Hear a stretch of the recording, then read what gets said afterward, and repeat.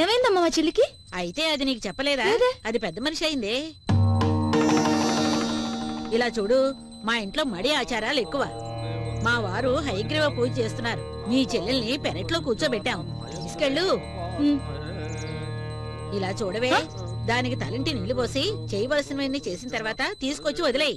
ఇంట్లో పని చేయడానికి ఎవరూ లేరు.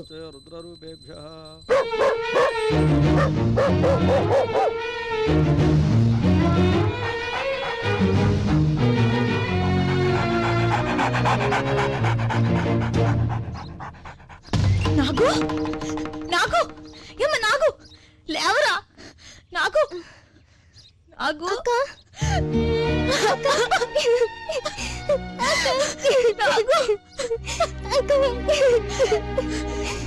ఎరా నాగు, రాత్రంతా ఇక్కడున్నావమ్మా? లోపలికి రాకూడదని చెప్పారక్క. మనుషుల రాక్షసులు. పదరాణి.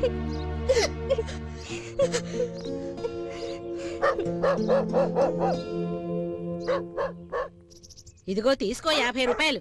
వద్దమ్మా. వద్దంటే వెళ్ళు.